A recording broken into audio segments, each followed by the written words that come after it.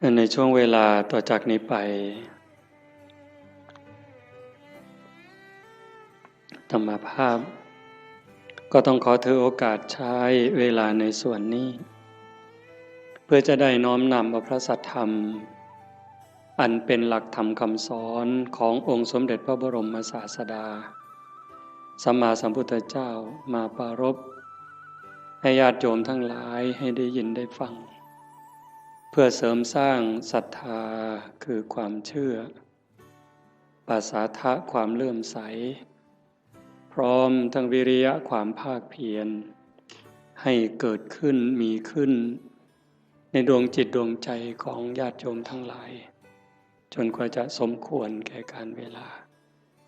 ก็ขอเจริญพรญาติโยมที่ประนมมืออยู่ให้ได้วางมือลง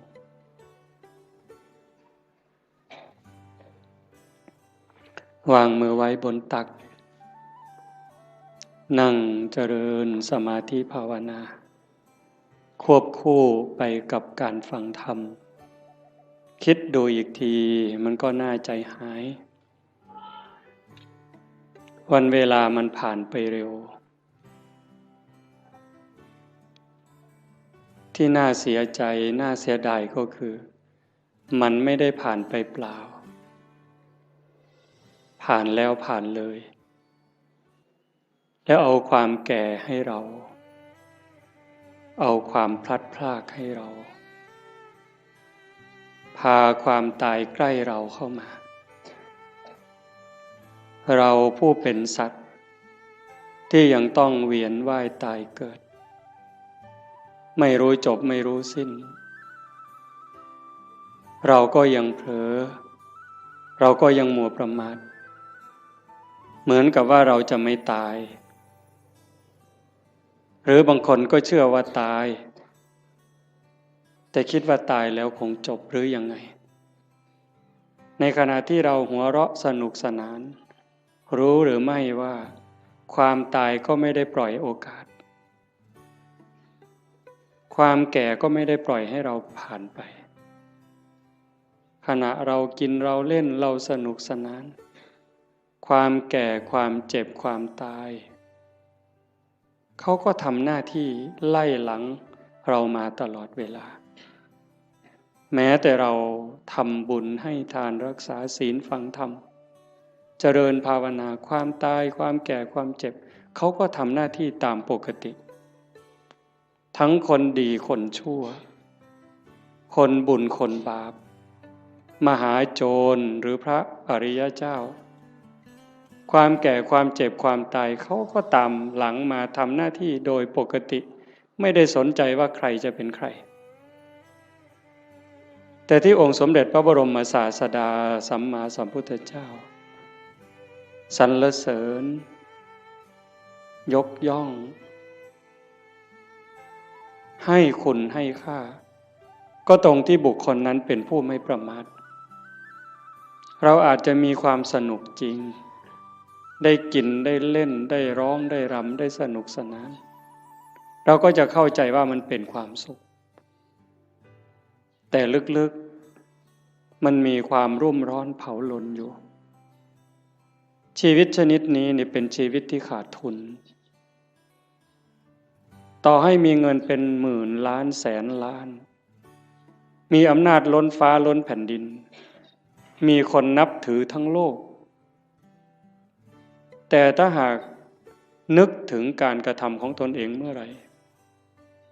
มีความรู้สึกว่าไม่สบายใจแม้จะมีอำนาจไม่กลัวใครแต่กลัวเขารู้ไม่ได้กลัวเขาจับติดคุกติดตารางหรือเขาจะดูหมิ่นดูแคลนเขาจะเอาไปทำอะไรไม่ได้กลัวตรงนั้นแต่กลัวเขารู้เท่านั้นความสุขก็หายแล้วแม้จะขู่ด้วยสายตาขู่ด้วยคำพูดคนที่รู้เรื่องของเราก็กลัวจนหำหดแต่ตนเองก็กลัวยมบาลจะรู้อยู่เองชนิดนี้แล้วมันหาความสุขไม่เจอความสุขสงบร่มเย็นจริงๆไม่ได้ตรงกันข้าม ต่อให้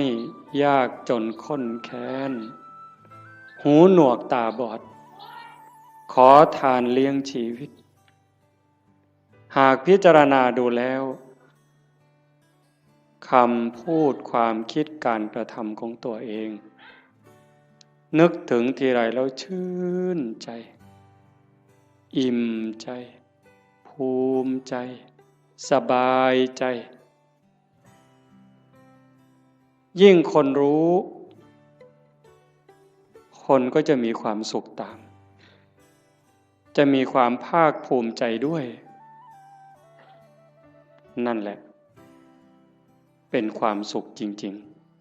ๆแม้บุคคลพวกนั้นจะตาบอดหูหนวกขอทานเลี้ยงชีวิตแต่นั่นคือเศรษฐีนั่นคือคนรวยรวยบุญรวยกุศลวันนี้เป็นวันฟังธรรมวันธรรมสวนะแต่มาว่าคนไม่มีบุญเนี่ยก็จะไม่มีโอกาสมาร่วมงานบุญแบบนี้ไม่สนใจไม่ใส่ใจฉะนั้นเราท่านทั้งหลายโอกาสที่เราได้เกิดมาเป็นมนุษย์ได้มาพบพระพุทธศาสนาแล้วเราจะปล่อยให้วันเวลามันผ่านไปโดยไร้ประโยชน์ได้อย่างไรเพราะเราไม่แน่ใจไม่มั่นใจเลยว่าถ้าเราสิ้นลมลงไปจากชีวิตนี้แล้วเมื่อกายกับจิตแยกทางกันเดินเราจะไปไหนโยมมั่นใจหรือยังวางใจได้หรือยังว่าเราจะไปไหนถ้าโยมถามอาตมาล่ะพระอาจารย์มั่นใจรู้ทางไปหรือยังอาตมารู้ว่าอาตมาไม่ปลอดภัยโอกาสที่จะร่วงลงสู่อบายนั้นมีสูงมากอันนี้พูดเรื่องจริงเลยเนี่ยโอกาสที่อาตมาจะต้องตกนรกนั่นก็สูง100%โอกาสที่จะไปเป็นเปรตไปเกิดอสุรกายไปเกิดเป็นสัตว์เดรัจฉานก็100%นั่นเพราะอะไรเพราะการบ่มจิตบ่มใจนั้นยังไม่ถึงขั้นบางครั้งจิตยังวุ่นวายใจยังสับสนบอกว่าอย่าคิดมันก็ยังคิดเวลานั่งเจริญภาวนาให้อยู่กับลมหายใจมันก็ได้แค่รอบหรือแค่ครั้งเดียวหายใจเข้ายังไม่ได้หายใจออกเลยมันก็คิดเรื่องนู้นหายใจออกยังไม่ได้เข้ามันก็ไปคิดเรื่องนั้นดีบ้างไม่ดีบ้างสารพัดแล้วใครเก่งทีนี้ใจตัวนี้นะสวรรค์ในอกนรกในใจนิพพานไม่ใกล้ไม่ไกลหายใจก็ได้ยินเวลาเราไปร่วมงานศพฟังเทศน์ครูบาอาจารย์ท่านก็จะพูดเสมอ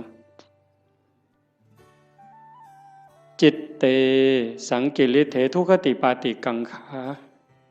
เมื่อจิตเศร้าหมองแล้วทุกขติก็ย่อมเป็นอันหวังนั่นคำว่าเศร้าหมองมันไม่ถึงกับสกปรกเด้โยมฟังดีๆนี่นั่งหลับตาฟังดีๆคิดตามคำว่าเศร้าหมองนี่ยังไม่ถึงกับสกปรกจนน่าเกลียดเด้ถ้วยชามเราล้างอย่างดีใส่ตู้กับข้าว5 วัน10 วันผ่านไปถ้าเราจะใช้ใหม่เนี่ยโยมยังต้องล้างเพราะฝุ่นละเอียดมันเข้าไปจับแล้วถ้ายิ่งเป็นเดือนเนี่ยเรามือไปขีดดูก็จะเป็นรอยในจานนั้นแต่มันไม่ได้สกปรกเกอะกรังน้ำแกงน้ำข้าวน้ำพริกไม่ได้เกี่ยวถึงขนาดนั้น เชื้อราก็ยังไม่เกิดแต่มันเป็นฝุ่นเข้ามาจับจิตใจเราก็เหมือนกันถ้ามันยังหงุดหงิดยังขุ่นเคืองคนพูดไม่ใช่ว่าไม่ถูกหูหรอกมันเพียงแค่เกิดปฏิฆะขุ่นเคืองเท่านั้นจิตก็เศร้าหมองถ้ามันเกิดบ่อยมันก็จะพัฒนาการจากความหงุดหงิดธรรมดาเป็นความขุ่นเคืองหนักขึ้นจนเป็นความโกรธเป็นอาฆาตพยาบาทตามมาถ้าไม่รีบรักษามันยิ่งกว่ามะเร็งอีกเห็นไหมความโลภก็เหมือนกันความโกรธก็เหมือนกันความอิจฉาริษยาก็เหมือนกันเรื่องกิเลสราคะพวกเหล่านี้นิวรณ์เครื่องกั้นกามราคะเห็นไหมยิ่งปัจจุบันเนี่ยจิตใจคนไหลลงต่ำเรื่องผัวเรื่องเมียเรื่องเพศกามารมณ์เนี่ยมันกัดกินใจคนเนี่ยไม่รู้หนุ่มรู้แก่ไม่มีเวลากลางวันกลางคืนไม่รู้ใครเป็นใครเพราะมันมีสิ่งยั่วยุตลอดเปิดโทรทัศน์ขึ้นมันก็ยั่วแล้วเปิดวิทยุแทบขึ้นมันก็ยั่วแล้วยิ่งมีโทรศัพท์เล่นอินเทอร์เน็ตอะไรเฟซไลน์ลงไปนี่มันจะมีทั้งหมดเขาบอกอย่างนั้นก็จะไปเห็นอะไรหลายอย่างจิตก็จะแตกใจก็จะพังลูกหลานเราก็จนไม่เคารพพ่อแม่ลูกหลานไม่เคารพไม่เชื่อฟังพ่อแม่ลูกศิษย์ไม่เคารพครูบาอาจารย์พระเนนบางครั้งก็ไม่อยู่ในร่องในรอยเพราะสิ่งเหล่านี้จึงไม่แปลกที่พระพุทธเจ้าว่าจะไปแออัดยัดเยียดกันในนรกบ้างเปรตบ้างอสุรกายบ้างมากมายเหมือนดินในเม็ดดินในภูเขาหิมาลัยแต่มันก็ไม่เหลือวิสัยถ้าใครฝึกใครฝนใครอบรมบ่มจิตบ่มใจเนี่ยเพียรวันนี้ยังไม่ได้แต่ไม่ลดไม่ละในขณะที่เราเพียรฝึกขัดเกลาจิตใจตนเองแม้มันยังไม่สงบแต่บุญนั้นเราได้แล้วบุญนี่มันเกิดบุญนั้นมันได้ถ้าเราเพียรเราขัดเราเกลาจนกั้นจิตไว้หายใจเข้าก็ชัดเจนหายใจออกก็ชัดเจนช่วงที่เราเห็นลมเข้าชัดเจนลมออกชัดเจนช่วงนั้นกิเลสขาดไปจากใจ1 รอบ2 รอบ3 รอบขยายยืดเวลาให้มันมากขึ้นมากขึ้นมากขึ้นพอเรารู้จักขยายเวลาให้จิตอยู่กับความว่างจากความยึดมั่นหมายแห่งความเป็นตัวตนได้มันจะพัฒนาไปเรื่อยพรากเวทนา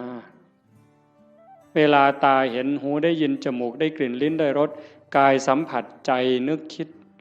แล้วเราไม่ดึงเข้ามาเป็นเจ้าข้าวเจ้าของรู้แล้วก็ปล่อยมันเป็นเรื่องของธรรมชาติกลับมาอยู่กับอารมณ์ขององค์พระกรรมฐานไว้เรื่อยๆถ้าเราทำได้อย่างนี้บ่อยๆนั่นเก่งแล้ว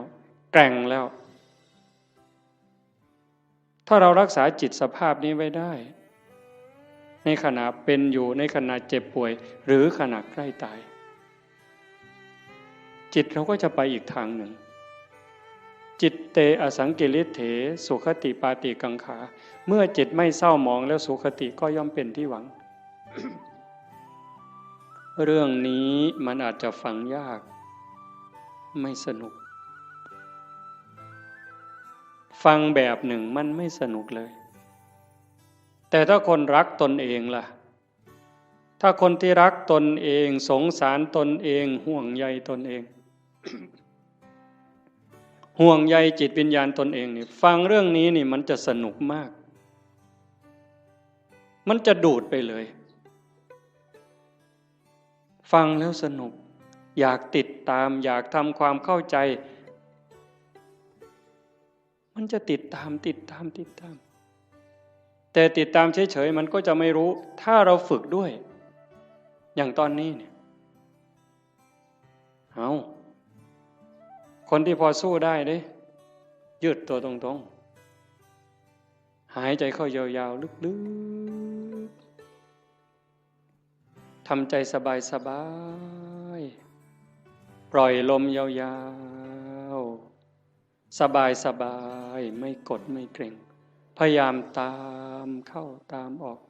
หรือดูที่จุดลมกระทบถ้ามันเห็นอย่างนั้นความอิ่มใจมันจะเกิดวันหนึ่งสองสามวันนี้ยังไม่เท่าไหร่ถ้าเราทำไปเรื่อยๆผ่านวันที่สามผ่านวันที่สี่น้ำตาเริ่มมีนึกอะไรน้ำตาก็จะไหลมีความทุกข์ความวิตกกังวลพอน้อมจิตมาดูลมให้แนบสนิทสติดูที่จุดลมกระทบแนบสนิทลากลมละเอียดเข้ายาวออกยาวความรู้สึกเป็นสุขอิ่มเอิบใจมันก็เกิดมาอันนี้ยังไม่ใช่วิเศษวิโสอะไรหรอกเป็นเรื่องธรรมดาถ้าเราทำไปเรื่อยๆกลั่นจิตกลั่นใจของเราอย่างนี้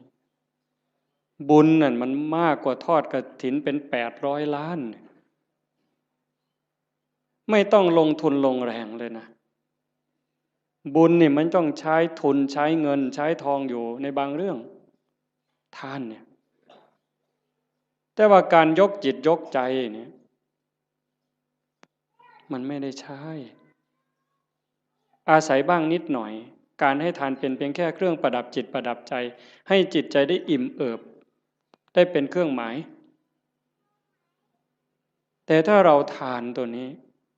บริจาคความโกรธบริจาคความหงุดหงิดขุ่นเคืองความเห็นแก่เนื้อแก่ตัวความรู้จักเอารัดเอาเปรียบเนี่ยพยายามสลัดสิ่งนี้ออกไปให้ทานความสะดวกสบายออกไป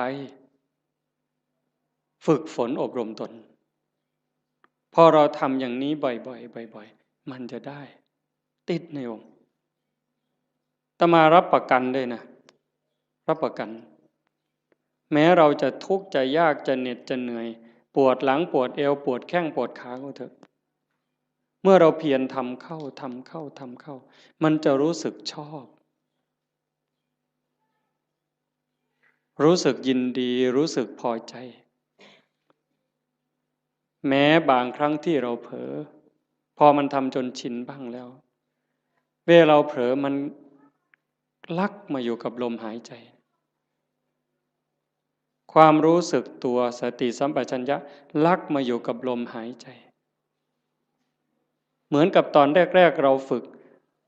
กำลังเดินจงกรมกำลังนั่งสมาธิมันลักไปอยู่กับลูกกับหลานลักไปอยู่กับไร่กับนากับทรัพย์สินสมบัติแบบเดียวกัน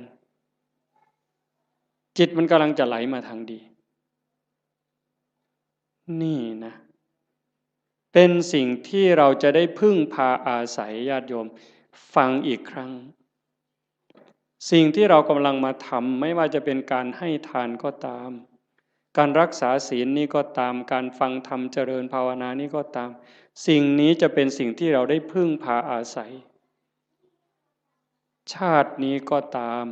ชาติหน้าก็ตามชาติต่อไปก็ตามแม้เวลาเจ็บเวลาป่วยเวลาใกล้ตายจะได้อาศัยสิ่งนี้ยิ่งกว่าแก้วแหวนเงินทองแก้วแหวนเงินทองลูกหลานสามีภรรยาจะมีมากมายมียศมีตำแหน่งยิ่งใหญ่ขนาดไหนถึงเวลาเราเจ็บไข้โยมไปดูเถอะอยู่ในหมู่บ้านก็ตามโรงพยาบาลก็ตามถึงคราวเจ็บป่วยหนักเข้าจริงๆเนี่ยคนจะรักเราจะเป็นสามีภรรยาเป็นลูกเป็นหลานเป็นพ่อแม่พี่น้องเพื่อนสนิทมิตรสหายเขาก็ช่วยไม่ได้แบ่งเจ็บไม่ได้แบ่งป่วยไม่ได้ผ่าตัดแทนไม่ได้กินยาแทนไม่ได้แล้วความหวาดกลัวที่มันเกิดล่ะถ้าบอกว่าต้องผ่าตัดหวาดกลัวไหมกลัวมีดหมอไหม กลัวจะสลบไม่ฟื้นไหมใครแบ่งล่ะพ่อแม่พี่น้องสามีภรรยาเพื่อนพ้องก็เพียงแค่ให้กำลังใจใจดีๆไม่เป็นไรหรอกเขาก็พูดได้เพียงแค่นั้นแต่ถ้าถามว่าถ้าเป็นเขาล่ะก็ไม่ได้ต่างจากเราหากเราฝึกจิตฝึกใจให้มันมีความมั่นคงเนี่ยทำจิตให้มันเกิดความมั่นคงมันไม่หวั่นไม่ไหวตรงนี้นี่ได้เปรียบตายก็ไม่ว่าเป็นอย่างนั้นจริงๆไงโยมเวลาที่เราฝึกสติฝึกสมาธิได้เกิดความมั่นคงมันจะไม่กลัวยิ่งเราทำบุญไปบ่อยๆบ่มบุญบารมีไปเรื่อยๆอันนี้เป็นทุนอยู่แล้วแต่ตัวที่เราฝึกจิตฝึกใจให้เกิดความมั่นคงไม่หวั่นไม่ไหวอันนี้จะหนุนสูงที่สุดยิ่งปัญญารอบรู้เห็นว่าชีวิตเกิดมาแล้วมันเอาแก่มาด้วยมันเอาแก่มาด้วยเอาเจ็บมาด้วยเอาพลัดพรากจากสิ่งรักสิ่งที่หวงแหนให้เราไปประสบกับสิ่งที่เราไม่พึงพอใจไม่ปรารถนา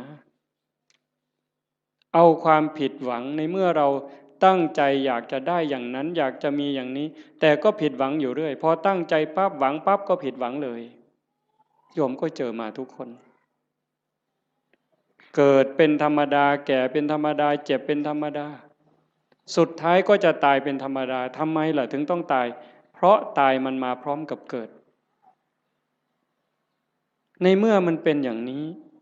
เราก็ต้องยอมรับฝึกจิตฝึกใจให้เห็นความจริงอย่างนี้อยู่บ่อยๆเตรียมตัวตายไว้เสมอทุกวันทุกวันมีคนไปกราบถามหลวงปู่พุทธทาสว่าทำอย่างไรชีวิตถึงจะได้ประโยชน์ที่สุดถ้าพูดถึงบุญจะได้บุญมากที่สุดหลวงปู่พุทธทาสบอกว่าให้ทำความรู้สึกเหมือนกับว่าวันนี้เป็นวันสุดท้ายวันนี้เป็นวันสุดท้ายของเราที่อยู่ในโลกพอค่ำลงวันนี้เราจะตายอะไรที่เป็นบุญเป็นกุศลที่ยังไม่ได้ทำให้รีบทำบาปอกุศลอะไรที่ยังไม่ได้ละก็ให้รีบละขัดข้องหมองใจกับใครทำผิดทำพลาดกับใครก็รีบไปขอโทษเขาซะใครทำคุณทำประโยชน์กับเรายังไม่ขอบคุณเขาด้วยปากหรือไม่ได้ขอบคุณเขาด้วยใจก็รีบซะในเมื่อเราขอบคุณเขาขอโทษเขาจิตใจเราจะปลอดโปร่งโล่งเบาขึ้นง่ายต่อการภาวนาอีกจากนั้นก็พิจารณาชีวิตมันไม่มีอะไรเป็นของเราเลยโยมดูเถอะอันนี้โยมอย่าเชื่ออาตมานะโยมใช้สมองของโยมธรรมะมันอยู่ที่ใจเราโยมไม่ได้อยู่ที่คำพูดไม่อยู่ในหนังสือไม่อยู่ในพระไตรปิฎกเลยไม่ใช่เลยอยู่ในใจเนี่ยตัวรู้โยมมีพร้อมทั้งหมดทุกคนไม่ได้ต่างกันเวลาโกรธเนี่ยถ้าไม่มีธรรมะต่างคนก็ต่างอวดกันเนี่ยอวดความเกรี้ยวกราดความแกร่งกล้าความเลวร้ายของตนเองอวดโง่เขาว่าอย่าอวดดีนี่อาตมาว่ามันดีถ้ามีดีให้อวดนี่รีบอวดแต่ส่วนมากอวดโง่เห็นไหมกินเหล้าเลยหลายลังก็ไปอวดเขาว่ากินได้หลายลังอวดโง่นั่นมันอวดโง่ไม่กลัวใครใครจะลองเอาอะไรก็ว่ามาท้าตีท้าต่อยนั้นอวดโง่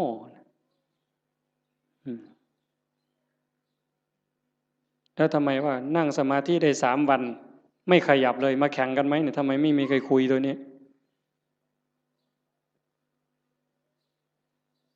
แต่เรื่องกินเหล้าเรื่องเล่นการพนันเรื่องเจ้าชู้ซ้ำซ้อนเรื่องรักเรื่องขโมยเอามาอวดคุยกัน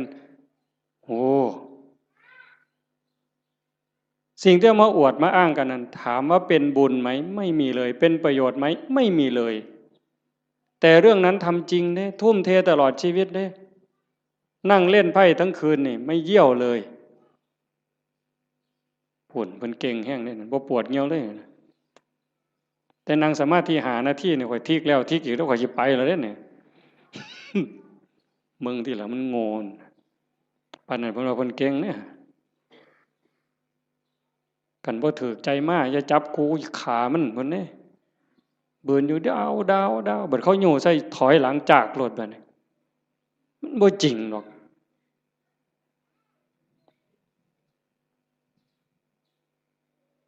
แต่เวลาทำคุณงามความดีนี่โอ้ยบ่คักไม่ใหญ่บ่คักเพิ่นเด้เพียรในการประพฤติปฏิบัตินี้ก็ไม่เท่าไหร่แต่ก็ยังดีเรามาขนาดนี้ก็ให้เราเข้าใจว่าเรากำลังเก็บเกี่ยวสัมภารธรรมค่อยๆเก็บค่อยๆตำเก็บกรรมเพิ่มเติมทีละนิดทีละหน่อยอย่าสนุกสนานมากหัดพรากด้วยดิหัดพรากจากลูกจากหลานบ้างเบิ่งจังหนึ่งก็เป็นตะลุโตนย่ายอยู่ดอกกันว่าไปอเสาะเลี้ยงหลานกะยานเขาบ่ให้กินกะทำท่าหักลูกเขาไปสั่นละพอเขาให้อยู่นำที่จริงนี่เขาเห็นหมู่เจ้าหมดประโยชน์แต่โดนแล้วได้หมู่เจ้าฮู้บ่เด้ท่านฮู้โตบ่ว่าเขาว่าหมู่เจ้าเป็นคนบ่มีประโยชน์แล้วเด้ซุมื้อใครแน่แต่ครูบาได้พอได้ย่องหมู่เจ้านี่พอได้กินข้าวนำมื้อซื่อเด้คันลองหมู่เจ้าจังหันบ่ได้โลดครูบาก็บ่เบิ่งหมู่เจ้าพอตายคือกันนี่หิฟ้าวเฮ็ดบุญฟ้าวภาวนาลงวัดลงว่าเอาจริงเอาจังมันสิมีเวลาอีกจักมื้อเจ้าว่าอีกจักหน่อยก็ออกพรรษาแล้วอีก7มื้อนึงลมวีมันนี่ไทจำบีก็ออกเที่ยวซั่นเด้เพิ่นว่าลมวีไทจำบีออกเที่ยวจักสิไปไสแล้วไทจำบีก็ได้ผู้สิตายแน่นี่ล่ะหาเลิกหายามแล้วเพิ่นสิสึกเพิ่นสิไปรวยเพราะปันเก่าหั่นล่ะมันสิได้พอ3มื้อบ่หัวตีดินคือเก่าอย่ามาคุยโตเว้ยสิสึกเป็นเลี้ยงแม่บ่มีผู้อยู่นำพ่อนำแม่เพิ่นเอาคือดอกโอ้ยบ่เห็นกลุ่มมือจักหลายออกไปปั๊บศพอยู่แก่คันหัวพุ่นบ่พอข้าวตีกันแล้วบักทิศนั่นเพิ่นว่าแม่ยากอีกบัดนี้ไปเว้าคว่ำไปเสียค่าเหล้าให้มันบักทิศทิศมาจากคำว่าบัณฑิตผู้ฮู้ผู้ฉลาดฮู้ดีฮู้ชั่วหมดแล้วเป็นยังไปฆ่ากันตีกันให้แม่ยากแว้งให้แม่ไปเสียค่าเหล้ามันปลอมบวชมันจะ3ศาสตร์พุ่นครูบาเขียวเจ้าของมันหูดำหูแดงมึงนะเพราะว่าโอกาสที่จะอยู่ในสภาพเช่นนี้เวลาที่จะเก็บเกี่ยวบุญกุศลฝึกตนเองแบบนี้มันไม่มีจะหมดโอ้บอกแล้วก็เรื่องหนึ่งเด้อยายเด้อจะว่าเรื่องดีก็ดีเด้เรื่องน่าสลดใจก็น่าสลดใจแต่ทุกอย่างมันมีคู่ในความชั่วก็มีความดีในความรู้สึกสลดใจก็มีความภาคภูมิใจอยู่ในนั้นตอนนี้สามเณรทางจังหวัดศรีสะเกษ19สามเณรในโรงเรียนนี่แหละเพราะมันป่านนั่นนี่ยังเป็นของจริงอย่าไปเห็นเราเด้อปล่อยแล้วกันสุดยอดแล้วนะ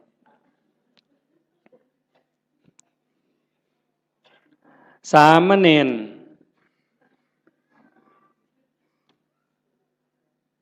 เห็นญาติโยมไปจำศีลเนี่ยฟังดีๆได้เรื่องนี้นะสามเณรเห็นญาติโยมพ่อใหญ่แม่ใหญ่ไปจำศีลวันพระไปอยู่วัด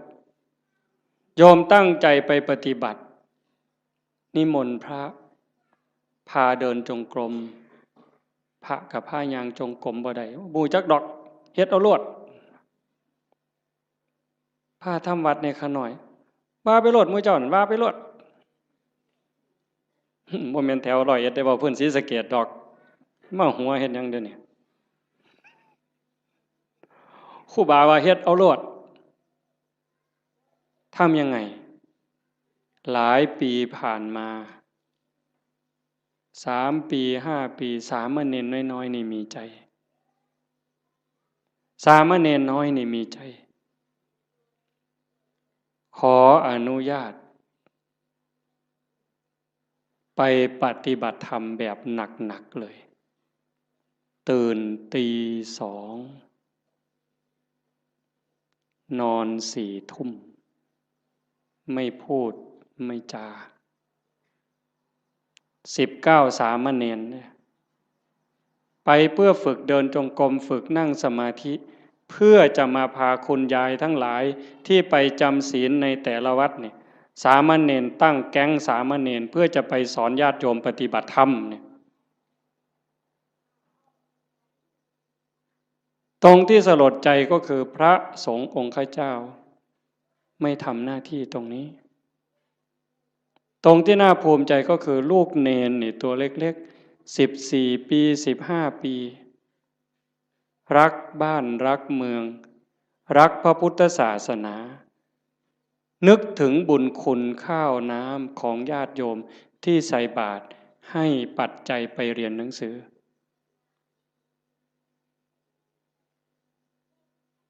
เหตุการณ์นี้เกิดขึ้นแล้วอาตมาได้ยินข่าวอาตมาก็จะสนับสนุนเต็มกำลังเลยตัวเนี้ยฉะนั้นญาติโยมโอกาสที่เราจะมีโอกาสมาร่วมกันฟังธรรมประพฤติปฏิบัติมีครูบาอาจารย์ที่ชักชวนวิงวอนขอร้องให้เราทำอย่างนี้ไม่ใช่เรื่องง่ายเป็นเรื่องที่หายากที่สุดในเมื่อเราได้แล้วมีแล้วพบแล้วเจอแล้วอย่าปล่อยให้มันผ่านไปเปล่าให้เราได้ตั้งใจฝึกฝนอบรมบ่มจิตบ่มใจตนเองอย่าไปเสียดายอย่าไปอาลัยกับความสุขความสบายแบบโลกมากนักอย่าไปอยากร่ำอยากรวยถ้าจะรวยมันก็รวยแล้วเฮ็ดมาตั้งแต่หัวทอบักแข่งหมดตั้งแต่เป็นบ่าวเป็นสาวก็เฮ็ดมาเต็มกำลังแต่งการแต่งงานมีขอบมีขั้วก็หัวหมุนก้นซุบปากกัดตีนยันบาแบกหลังหนุนคำบ่ได้ยืนขึ้นบ่ได้อยู่ปานนั่นมันก็บ่พออยู่พอกินบัดหัวงอกก่อนซ่อนเราสิหวังรวยนี่โอ้ยหมู่ข่อยว่าเจ้ากินยาพิษเม็ดแล้วข่อยว่าเนี่ยข่อยว่าเจ้าบ่พบปัวแล้วคันรวยเจ้ารวยแต่เหิงแล้วสิมารวยเอามือนี่มันบ่แม่นแล้วล่ะพี่ภาษาถามล่ะยามใดเท่านั้นสิมาแม่นบ่ยายได้ยินบ่ย่างผ่านเมียนมายายมื้อเอิ้นใส่บ่ยายเย็นมาหลายมื้อแล้วตัวบ่ว่าตัวฝ้าวเขามันมีอีหยังเป็นของเฮาเนี่ยก็คิดเบิ่งดีๆอีหยังที่เฮาควรอยากได้หลายๆบอกแนวนี้บ่แม่นให้ขี้คร้านเด้อโอ้ยฟังเทศน์แล้วเป็นนี่กูนอนซะดอกเพิ่นสิว่าก็บ่แม่นอีกแนวนั้นเฮ็ดตามสมควรตามกำลังให้มันได้พระพุทธเจ้าเพิ่นบ่สอนให้ขี้คร้านขยันแฮงแต่ดีแต่ว่าให้ฮู้ว่า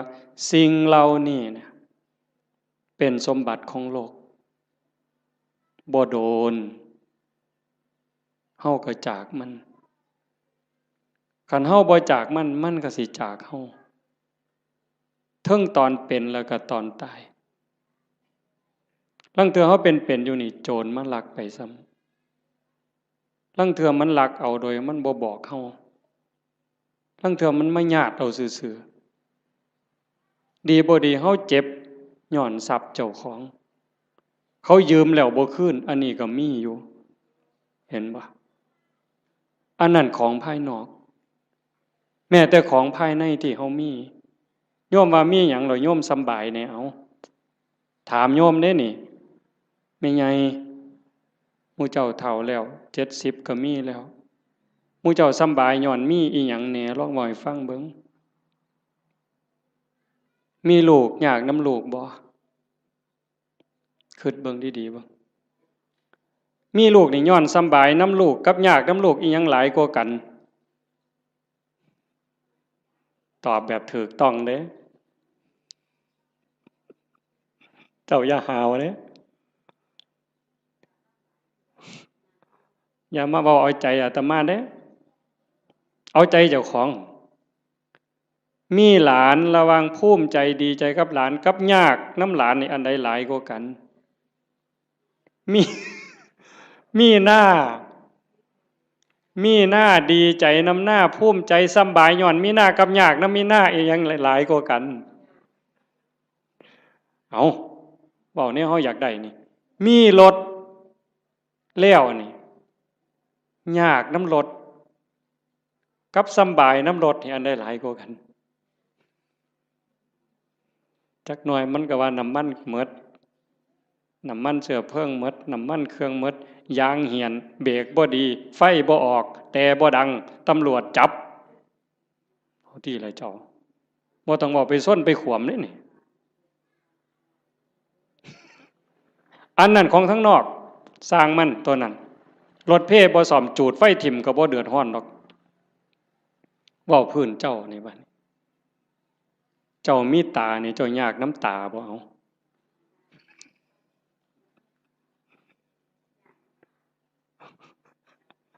บ่ทันว่าไปฮอดขาดอกบ่ซ้ำตานี่เอายากน้ำมันบ่นี่มีผมนี่จะว่ายากน้ำผมนี่ซ้ำใดเจ้าว่าตั้งแต่เจ้าเกิดมาตั้งแต่โกนผมไฟตั้งแต่ตัดมาแต่ฮอดพุ่นตั้งแต่พุ่นจนฮอดพี่หมดจักแสนเหรอค่าตัดผมเนี่ยค่าตัดค่าย้อมมันนี่หมดไปจักแสนผู้บางคนผมยื้อผมซื้อกับเฮ็ดให้มันหยองเอาลองเบิ่งเจ้าเอาผู้หยองกับเฮ็ดให้มันซื้อเอาลองเบิ่งบ้าบ่พอปัวเนี่ยเอามันยาวก็ไปตัดให้มันสั่นผู้สั่นไปต่อเอาลองเบิ่งเจ้าผู้ผมดำก็ไปย้อมผมแดงเอาลองลองเบิ่งยากสำาใดนี่ย้ำผมนี่เอาหวยบ่ต้องบอกถึงมันเป็นรังแค่บ่ต้องบอกถึงกับสากับล่างได้นี่ซ้ำยากน้ำสียากน้ำหวีมันนี่ก็พอแห้งแล้วมือหนึ่งหวีแสกกลางมือหนึ่งเป๋ไปทั้งซ้ายมือหนึ่งเป๋ไปทั้งขวามือหนึ่งหวีเสยไปทั้งหลังขย่มพ่อใหญ่กำนันเนี่ยหมอหนึ่งหวีทั้งงอนมาปกไว้หน้าผากเนี่ยโอ้ร้องเบิ่งที่ละคนมันยิ่งยากสำเร็จยากสำน้ำผมซื่อๆเนี่ยโอ้บอกผื่นป่าคนเนี่ยแต่มามันพอสมควรเด้อเนี่ยมู่ว่าของยากจักเม็ดเด้เนี่ยตั้งแต่ก่อนหวีเรียบร้อยสมมุติมันเฮ็ดเป็นตั้งเฮ็ดหัวจรวดขึ้นมาอีกก็เทื่อมันสิเฮ็ดได้ไม่ไงอันนี้พื้นผมเนี่ยตาก็ยากน้ำตาขันมันเป็นโรคต่อกระจกต่อเนื้อต่อลมต่อหินเอาทีละหูล่ะยากน้ำหูบ่มันก็ดีอยู่มันได้ยินแต่ว่าได้ยินเขาด่าก็ขอบมันมีหูเนี่ยละเว้ยขันกูหูหนวกกูก็สิบ่เดือดร้อนซะดอก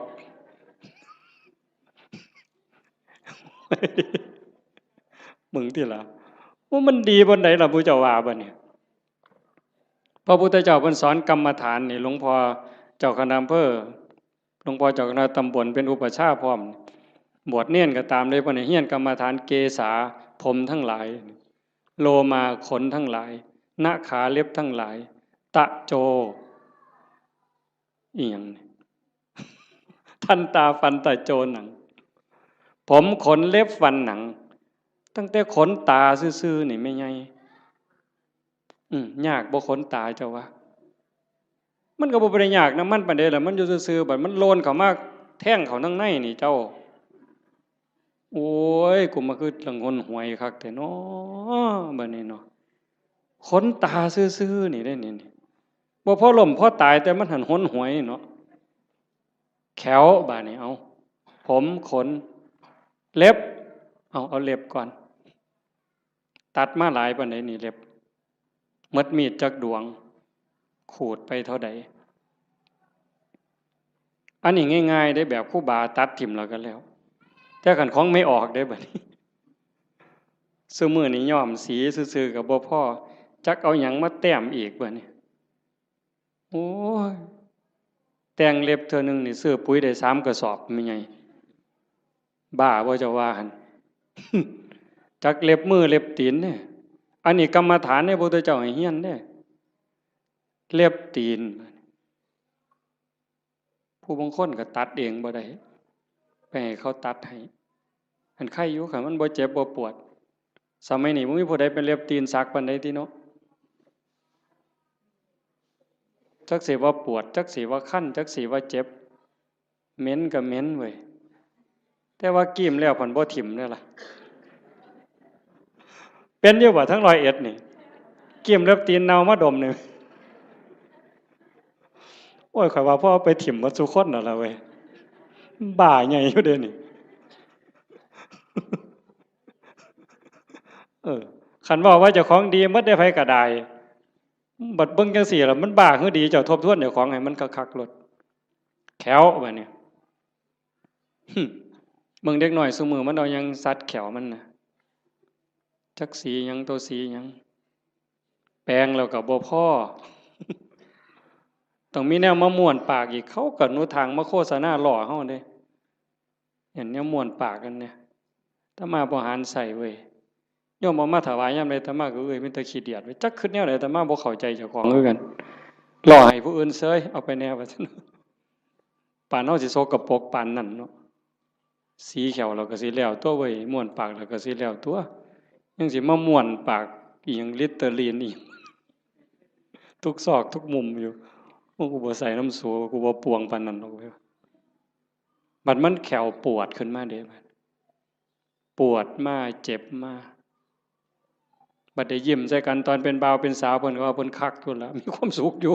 ยิ้มใส่กันนั่นแต่ว่ามันปวดขึ้นมานี่แล้วแม่ใหญ่บัดนี้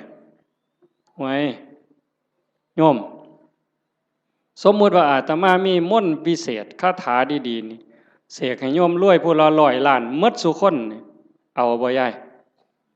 เพียงเท่าเดียวนี่เงินในบัญชีตุ๊บผู้ละ100 ล้านซุคนเอาบ่ยายไผเอาแน่ยกมือแต่ว่ามีข้อแม้เจ้าต้องปวดแขวตลอดชาติเอาบ่ยายเอาเสียเงิน100 ล้านไปปัวปวดแขวบ่ให้เศร้าเด้คาถานี่ต้นตายเด้บ่เอาเห็นบ่หนังล่ะบัดนี้นี่คือกรรมฐานที่พระพุทธเจ้าเพิ่นให้เฮียนได้อุปชาทุกองค์บวชเน้นบวชพระต้องให้เฮียนปัญจกะกรรมฐานหนังออนซ่อนหนังกันนี้ได้คนเนาะไม่ออกคันผู้ใดบุญหลายเพิ่นรักษาศีลไว้ดีให้ท่านรักษาศีลมีเมตตาเกิดมาชาติหลังนั้นเพิ่นสิเป็นคนมีผิวขาวผิวงามผิวเนียนดำก็ดำงามมันเนาะขาวก็ขาวงามผิวเกลี้ยงใสบ่มีฝ้าบ่มีสิวบ่มีกระหนังเต่งตึงเป่งปังว่าซั่นเนาะอันนั้นย้อนบุญเด้อันผู้บางคนบัดนี้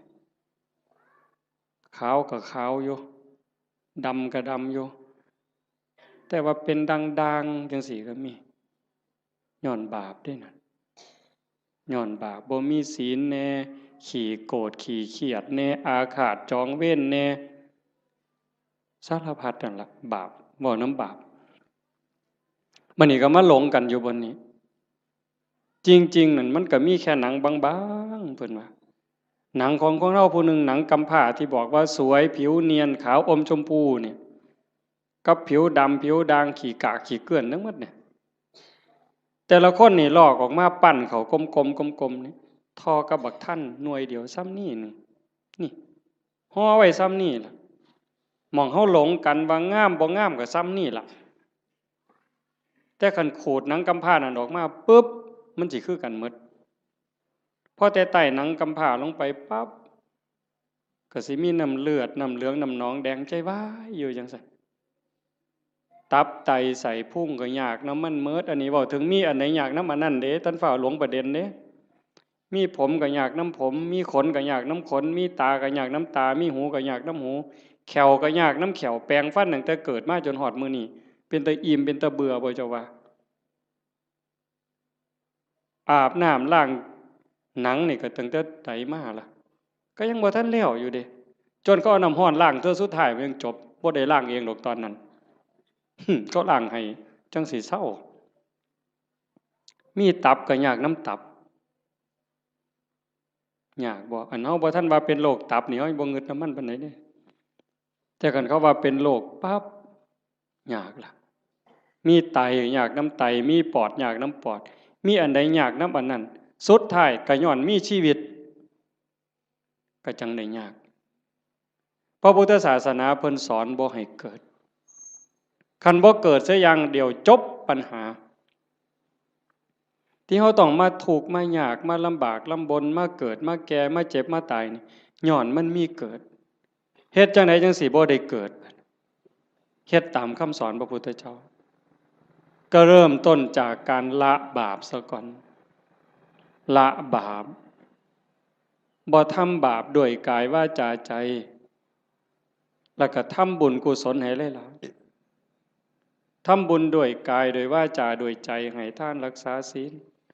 เจริญภาวนาฟังเทศน์ฟังธรรมอ่อนน้อมถ่อมตนเพื่อเฮ็ดอยู่จังซี่เพียรประพฤติปฏิบัติขัดเกลาเจ้าของเฮ็ดบุญกุศลให้หลายๆแล้วก็ฝึกชำระจิตชำระใจให้มันสะอาดบริสุทธิ์เฮ็ดหยังลงไปแล้วให้มันผ่านไปได้บ่คันบ่ภาวนานี่จบเลยบัดนี้ตรงนี้ใส่เวลาอีกจักนิดนึงสะจิตตะปริโยทปนังชำระจิตให้ขาวรอบ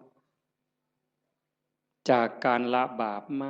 มาบำเพ็ญบุญกุศลให้หลายๆเป็นเครื่องรอเลี้ยงเป็นเครื่องจูงจิตจูงใจยกจิตยกใจแล้วมาว่างฝึกปล่อยฝึกว่างโดยเฉพาะเจริญพระกรรมฐานหัดให้กายกับใจทำงานอันเดียวกันเมื่อกายกับใจทำหน้าที่อันเดียวกันอยู่ในอารมณ์ปัจจุบันหรือปัจจุบันธรรมเนี่ยจิตเราจะวางจากอารมณ์ข้างนอกธรรมะเป็นอากาลิโกปฏิบัติได้ให้ผลได้ไม่จำกัดการนี่คือความพิเศษพุทธศาสนาไม่มีเสื่อมไม่เคยเสื่อมแล้วก็จะไม่เสื่อมให้ผลตลอดเวลาอากาลิโกปฏิบัติได้ให้ผลได้ไม่จำกัดการ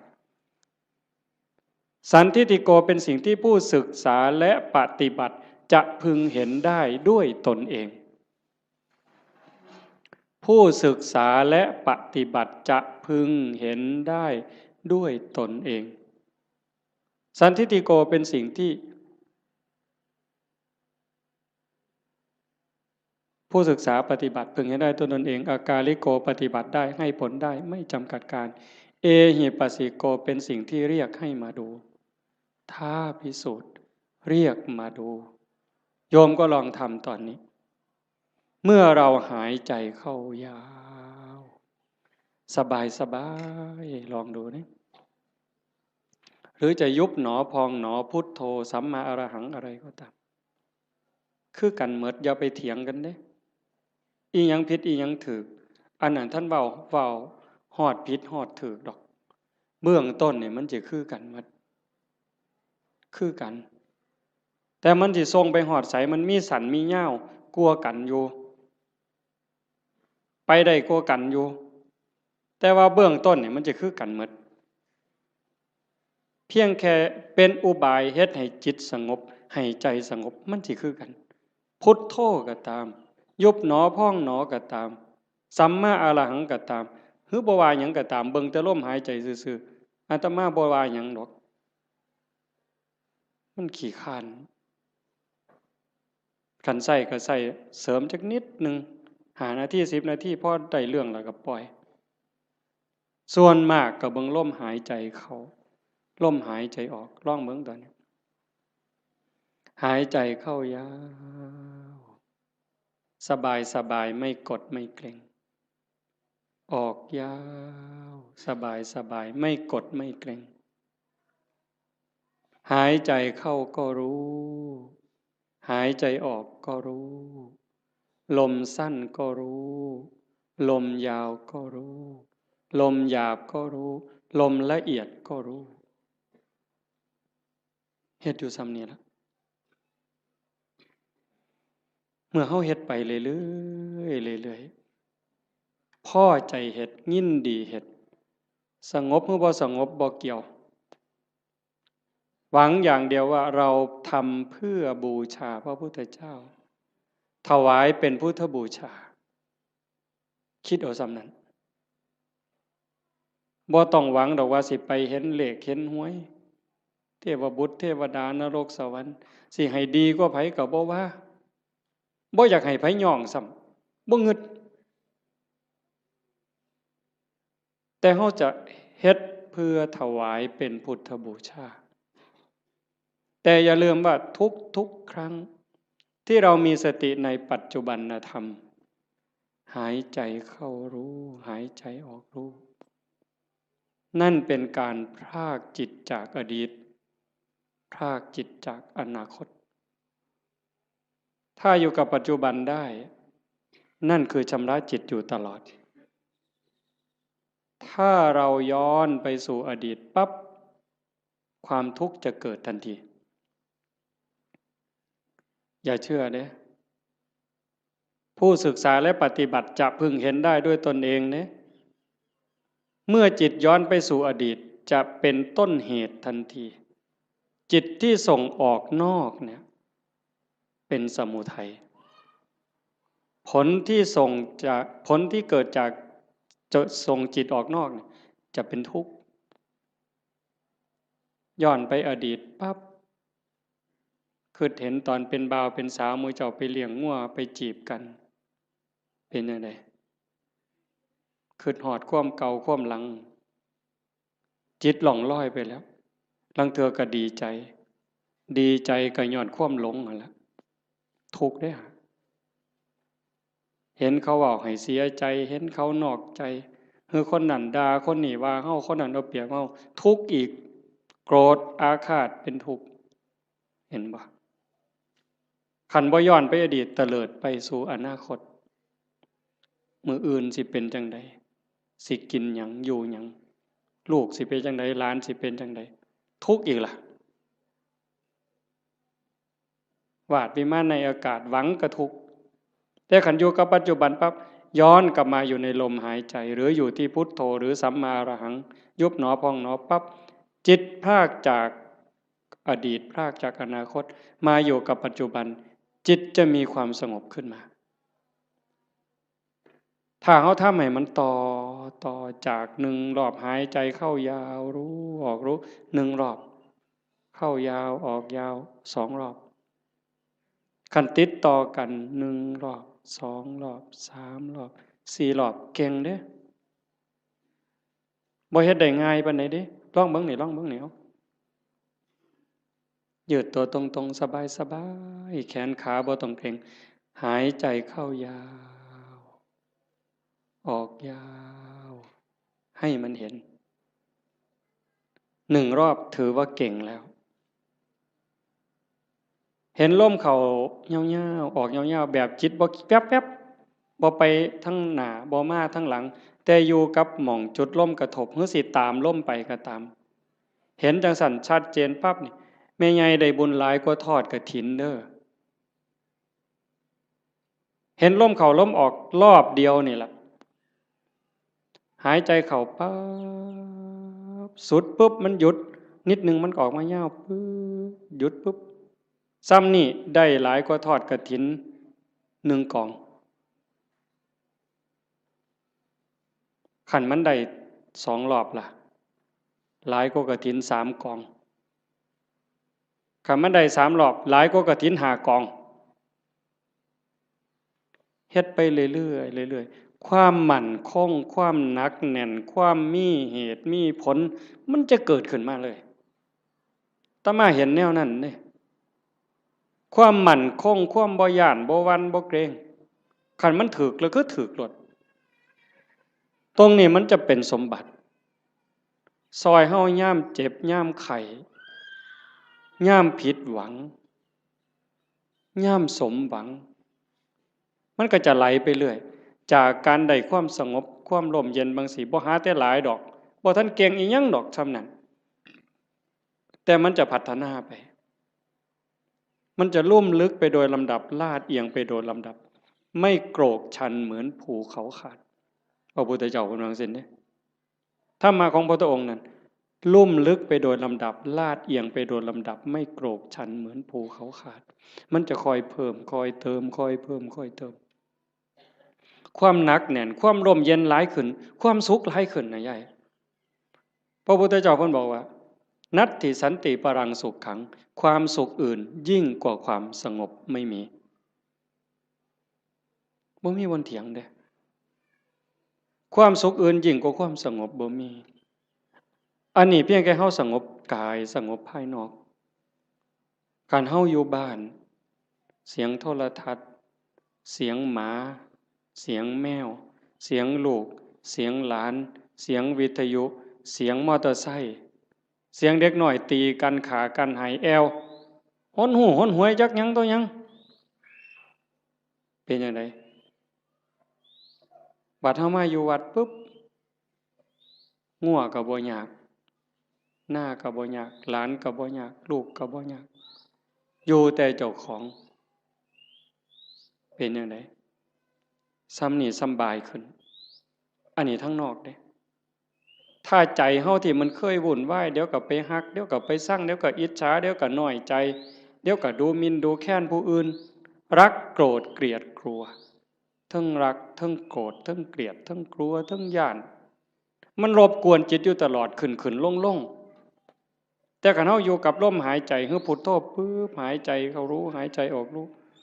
ปึ๊บเข้าหูออกหูเข้าหูออกหูจิตเริ่มนิ่งลงสงบลงสงบลงความอิ่มใจมันจะค่อยเกิดเอาไปเอามาพอ3 มื้อ4 มื้อ5 มื้อนั่งอยู่ซื่อๆน้ำตาก็ไหลดิไม่ออกสิเคยหลายคนเวลาตั้งใจเฮ็ดเนี่ยตั้งเถื่อคิดฮอดแม่คิดฮอดพ่อคิดฮอดผู้มีคุณคันเพิ่นยังอยู่ก็อยากให้เพิ่นได้เฮ็ดคิดฮอดเพิ่นอยู่ไสน้อมันเฮ็ดแทนบ่ได้เงินแสนเงินล้านก็ซื้อบ่ได้คันเพิ่นตายแฮงแต่คิดฮอดหลายเบิดเพิ่นเว้ากันบ่ฮู้เรื่องจักอยู่ไสชีวิตเฮาก็ได้มาจากเพิ่นเนาะได้อยู่ได้กินก็ย้อนเพิ่นได้เป็นขู่เป็นคนมาฮอดมื้อนี้ก็ย้อนเพิ่นสิตอบแทนแนวใดคิดไปจังซี่ก็น้ำตาพังยาวๆๆเฮ็ดจังไดบัดนี้สรุปโอ้ยเฮาก็ต้องเฮ็ดดีแล้วบัดนี้แม่ตายจากพ่อตายจากเพิ่นมาเฮ็ดนำเฮาบ่ได้ชีวิตเฮาก็เป็นของเพิ่นเฮาเฮ็ดดีเพิ่นก็ได้นำสิตั้งใจเฮ็ดดีเว้าก็ให้มันดีเป็นประโยชน์กับตนเองและผู้อื่นอันใดสิเป็นประโยชน์กับโลกกับสังคมกับประเทศชาติกับศาสนาทุ่มเทโลดบัดพ่อก็สิได้นำแม่ก็สิได้นำคนดีมันเกิดขึ้นบ่นี้โยมพอมันสิได้พิจารณาเองของมันจากนี่ผ่านไปก็เก่งไปนำอีกเบิดยามมีแนวมากระทบตากระทบจิตกระทบกายกระทบใจอิหยังก็แล้วแต่มันก็พากได้สติขึ้นมาปึ๊บน้ำตาขูอยู่ๆนี่มันหยุดจึกโลดเฮ้ยโง่ไปแล้วอันนี้บ่แม่นแล้ว ภาคความรู้สึกนั้นออกมาเป็นจังซี่เด้ยกจิตออกมาเลยเป็นผู้เบิ่งโอ้มันเป็นเรื่องธรรมดาตัวเกิดแก่เจ็บตายเป็นธรรมดามันก็สิสอนอีกเจ้าสิมาเสียใจหยังตอนนี้ตั้งแต่ตอนเพิ่นอยู่นำเจ้าคือบ่เฮ็ดดีนำเพิ่นนอกจากผู้ที่ตายไปแล้วผู้ที่ยังได้เจ้าเฮ็ดดีจังไดกับเขาอีกเจ้าสิมาห้องไห้ขึ้นฮอดแต่ผู้ตายบัดผู้ยังเจ้าบ่เบิ่งเอาเจ้าสิเสียใจอีกที่หลังบ่นี่มันก็จะสอนมาเองเจ้าของนี่สอนเจ้าของเป็นจังซี่ได้ยายจากนั้นตาเห็นหูได้ยินจมูกได้กลิ่นลิ้นได้รสสติมันมาท่านปุ๊บเคยหักมันก็สิตัดจึดออกบ่หักเคยเป็นตาสร้างมันสิตัดจึกบ่สร้างนำบ่หักนำบ่สร้างนำบ่ยินดีนำบ่ยินหายนำมันจะอยู่กับมันอย่างเดียวฮอดกินข้าวกินน้ำแซ่บมันก็บ่แซ่บบ่แซ่บมันก็บ่แม่นบ่แซ่บมันหู้ซื่อๆแล้วก็แล้วด่ากับย่องซ้ำกันบัดเจ้าสิสรรเสริญเจ้าสินินทาสิดูถูกข่อยก็ซ้ำเก่ามันเข้าใจอ่ะนี่คือการยกจิตเด้อโยม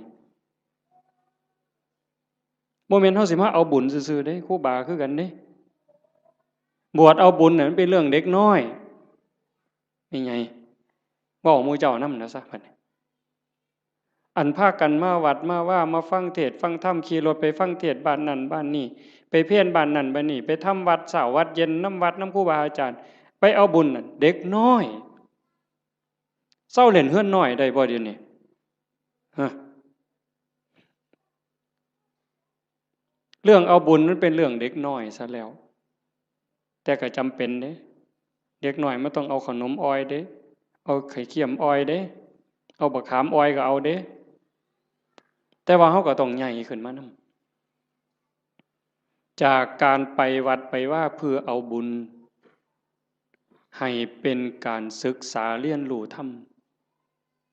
พัฒนาเจ้าของยกระดับจิตเจ้าของกายนี่ยกบ่ได้แล้วล่ะนี่แต่สิสุดไปสุดไปสุดไปจักมือก็สิดับถิ่มไปล่ะใจนี่ตัวมันบ่ตายนี่ยกใจให้มันสูงก่อนตายนี่แหมแบบว่าเขาด่าบ่เครียดนี่เฮ็ดง่ายบ่ยาย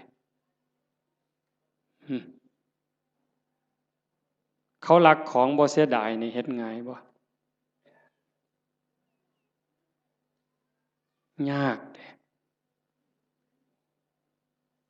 คันเฮาบ่ฝึกมื้อนี้สิไปฝึกมื้อใดบัดจังว่าวัดมาว่ามาปฏิบัติคือการมาฝึกเจ้าของยกใจเจ้าของอย่าให้มันไปยินดียินหายอย่ายินดีในเวลากระทบกับอารมณ์ที่น่ายินดีอย่ายินร้ายในอารมณ์ที่น่ายินร้ายมันเฮ็ดบ่ทันใดมื้อนี้ก็เพียรมันฝึกมันฝนมันประพฤติปฏิบัติเฮ็ดเอาคันเฮาเข้าใจแล้วมันจะหูทางเฮ็ดอยู่เด้มื้อเช้าอาตมาบอกโยมวัดโน่นกุลมว่า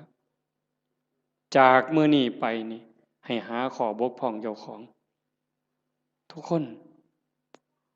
หาจุดอ่อนเจ้าของคิดพอปั๊บเขียนใส่กระดาษหน่อยไว้รถนี่เฮามีจุดอ่อนบนนี้ขี้น้อยใจขี้โกรธคือมักย่องเจ้าของว่าเจ้าของดีกว่าเขาหลายเห็นให้มันเห็นด้วยใจเข้าใจเจ้าของเบิ่งเจ้าของให้มันคักเห็นจุดอ่อนแล้วก็แก้นั่นล่ะโยมสิดีขึ้นดีขึ้นดีขึ้นดีขึ้นให้ฮักผู้อื่นสงสารผู้อื่นเห็นใจผู้อื่นให้หลายขึ้นโอ้มันได้ขอคิดหลายอยู่ดิเบิ่งหนังพระพุทธเจ้าโยมเพิ่นเอาไปให้เบิ่งอาตมาก็ได้เบิ่งข้าวนึงเพิ่นคือดีแท้มองนี่มองประเสริฐหลายสิว่าเครียดให้คนนี่ตั้งแต่เกิดมาเราสิบ่มีจักเม็ดเลยนั่นคือน้ำใจที่เพิ่นฝึกฝนมา20อสงไขยกำไรแสนมหากัปจนลงตัวชาติสุดท้ายนี่ไผสิเฮ็ดหยังก็บ่มีเครียดบ่มีขมบ่มีโกรธบ่มีบ่พอใจบ่มีหงุดหงิดมีแต่เมตตามีแต่เห็นใจ โยมก็มีคือกันสภาพจิตนี่แต่มันบ่ทันใหญ่มันบ่ทันเจริญฝึกมันเลี้ยงใจตัวนี้มันใหญ่ขึ้นคันเฮาอยากเป็นคือเพิ่นเด้คันเฮาอยากเป็นคือพระพุทธเจ้าอยากให้พุทธะเกิดขึ้นกับเฮาทุกคนเป็นพุทธะได้เป็นม่านได้ไม่ใหญ่ก็เป็นม่านได้เป็นม่านเจ้าของเป็นพุทธะก็ได้เจ้าสิเลี้ยงหยังในใจเจ้าให้มันใหญ่ให้อภัยให้ไวที่สุดเมื่อวานนี่อาตมาตั้งแต่วันที่12เมิดวัดยึดโทรศัพท์ปิดเข้ากล่องเก็บเข้าห้องใหญ่ปิดประตูล็อกกุญแจเลยแต่อาตมาย่านบ่แน่นอนก็เลยเอามาโทรตอนแรงๆโทรถามโยมคันนี่ว่าเป็นอีหยังเฮ็ดจังไดกันแน่มันนี่มันโยมทางกรุงเทพโทรมาคุยกันเพิ่นก็ว่ามีเรื่องบางอย่างที่บ่พอใจกันอาตมาก็เลยว่าคันท่าคิดว่าเป็นลูกศิษย์พระพุทธเจ้าก็อย่าเครียด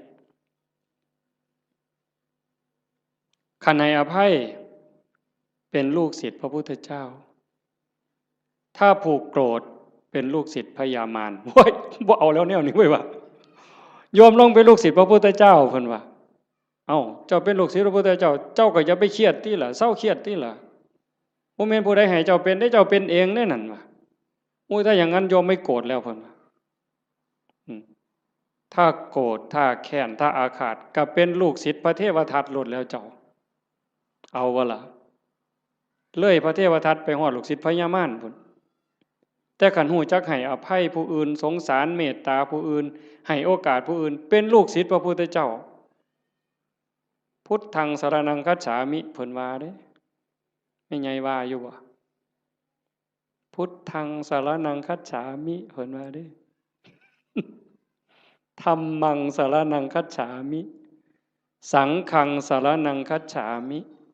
ทุติยัมปิแม้ครั้งที่2ตติยัมปิแม้ครั้งที่3ข้าพระพุทธเจ้าถือเอาพระพุทธเจ้าถือเอาพระธรรมถือเอาพระสงฆ์เป็นที่พึ่งเป็นที่ระลึกถึงจะปฏิบัติตามพระพุทธพระธรรมพระสงฆ์บุญเพิ่นเว้า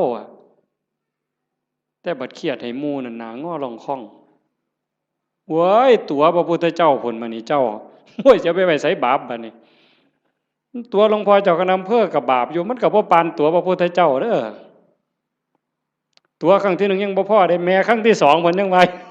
ยืนยันอีกอยู่นี่ทุติยัมปิแม้ครั้งที่2ตติยัมปิแม้ครั้งที่3ยังเครียดให้หมู่อยู่เบิ่งที่ละกิเลสมันบ่ปล่อยเจ้าง่ายๆได้แม่ใหญ่คันเจ้าบ่ตั้งอกตั้งใจนี่บ่ทันเด้เบิ่งเจ้าของให้คักเด้อสิสรุปแล้วเด้เบิ่งเจ้าของให้ดีๆทบทวนตั้งแต่เฮาเข้าวัดมาจนฮอดมื้อนี้เฮาดีขึ้นกว่าเก่าบ่เฮ้ยยายตัดสินด้วยความเป็นธรรมเด้เจ้าของนั่นล่ะฮู้เองตัดสินเจ้าของว่าดีขึ้นกว่าเก่าบ่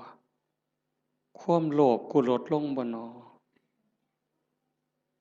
เวลาไปจำศีลนุ่งผ้าขาวอยู่วัดขันวัดใดเพิ่นให้ตักอาหารบนโต๊ะกูไปก่อนเนี่ยกูเอาขึ้นฮอดผู้ทั้งหลังบ่น้อนี่เบิ่งเป็นแนวใดยังไปสุดโต๊ะยังถอยมาอีก3ก้าวเทมือมาข้างหลังหยุมขนมมอมอีกเทื่อนึงบ่ซ้อมเด้นี่ครูบาก็คือกันเด้กันว่านั่งสมาธิว่าซั่นหมู่พานั่งสมาธิอยู่ศาลาเพิ่นไปดอกเดินจงกรมไปทั้งกุฏพุ่น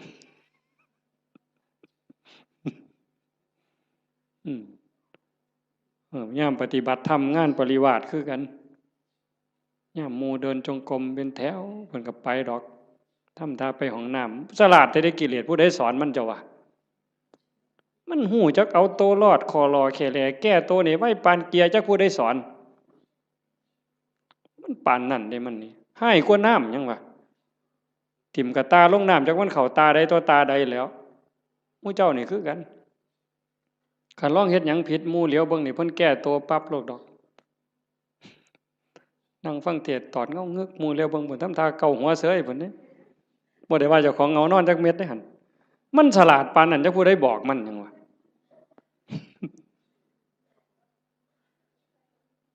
เดินจงกรมงอกงอกไปทางกดเพิ่นปั๊บหมุนปึ๊บทำท่านั่งในพี่ดอกไว้บ่ไปนั่งน้ำหมู่ดอกหลายเพิ่นว่าเท่านั้นก็โกนเพิ่นว่าเท่านั้นก็ตดเพิ่นว่าเอ้านั่งกดผู้เดียวพี่ดอกเพิ่นว่านั่งคัดตมาดได้ปึ๊บพุทโธพุท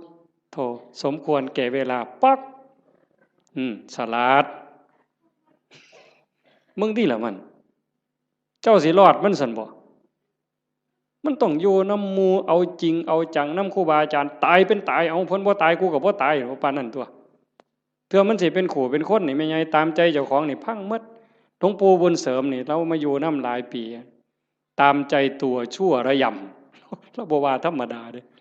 ตามใจตัวชั่วระยำแม่นความเพิ่นอาตมาบ่เถียงอาตมานี่ล่ะผู้หนึ่งยิ่งว่าเจ้าของเป็นอาจารย์นี่โอ้ยมือบ่อยากลุกนี่หาว่าเจ้าของเมื่อยพุ่นเด้โอ้ยเฮาเมื่อยเว้ยเพิ่นว่า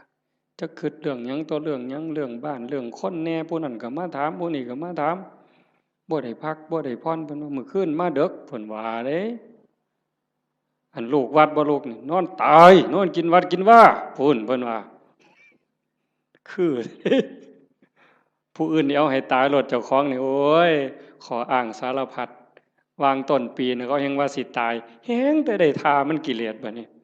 บ่ต้องลุกดอกเขาว่าเจ้าบ่สบายเขาฮู้หมดวัดนั่นล่ะโว้ยบัดเฮ็ดแนวอื่นบัดนี้แนวบ่เป็นเรื่องเป็นราวบ่ได้คิดว่าเจ้าของโซ่จักเม็ดบัดนี้เป็นแนวนั้นเด้ทั้งนั้นต้องทบทวนเบิ่งเจ้าของตั้งแต่มื้อฮู้จักความมามื้อเข้าวัดเข้าว่ามาจนฮอดมื้อนี้ความโลภลดลงบ่ความอิจฉาหมู่นี่ลดลงบ่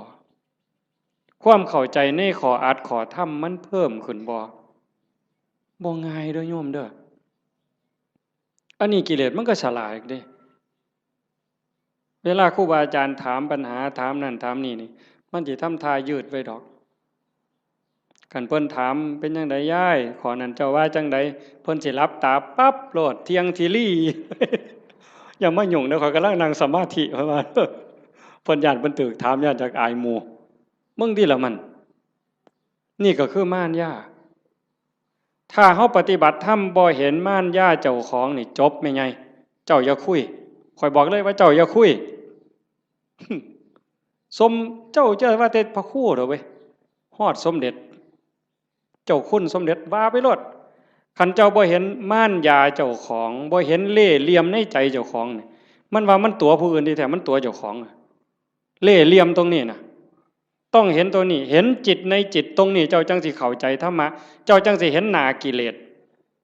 คันเจ้าบ่ทันเห็นจิตในจิตบ่ทันเห็นตรงนี้เอ้ยต้อยเจ้าหอพุ่นต้อยหออีหลีโยมให้เจ้าหอสำนกนี่ไปรถไปให้เจ้าหอสำนกเรียกนี่จะว่าแต่3โต6โตให้เจ้าบอกมาโลดถูกทุกงวดก็สร้างเจ้าบ่ม่มนรกดอกไปบ่รอดเจ้าพัฒนาจิตเจ้าบ่ได้แน่ๆอย่าว่าได้ใหญ่ทั้งสัญญาติโยมต้องฝึกการละบาปการทำบุญการทำดีแล้วก็ต้องละเฮ็ดหยังทำหยังพยายามว่างยิ่งเฮาทำบุญบ่ต้องเอาหยังอย่าเอาแม้แต่คำย่องคันเฮ็ดได้ตรงนี้สิใกล้พระพุทธเจ้าได้นี่บ่ง่ายเด้คันเฮาไปบ่ใกล้พระพุทธเจ้านรกมันเอิ้นเฮาอยู่ทอดกฐิน8ล้านกองนรกมันก็เอิ้นเจ้าอยู่เนี่ยรักษาศีลจนตายมันก็เอิ้นเจ้าลงนรกอยู่นี่เอานั่งสมาธิจนหอได้จนหายโตมันก็เอิ้นเจ้าลงนรกได้คือเก่าแต่คันเจ้าเห็นจิตในจิตเข้าใจเจ้าของหูจักละหูจักว่างเห็นกับกิเลสมันกระซิบเจ้าหูจักหนามันแล้วก็ยันหน้าผากมันออกนั่นเจ้าสิเข้าใจ แล้วก็ฝึกละฝึกว่างตัวนี้คือบ่ให้ปุ๋ยมันเลยบ่ให้อัตตาบ่ให้ตัวตนบ่ให้ม่านมันได้ช่อง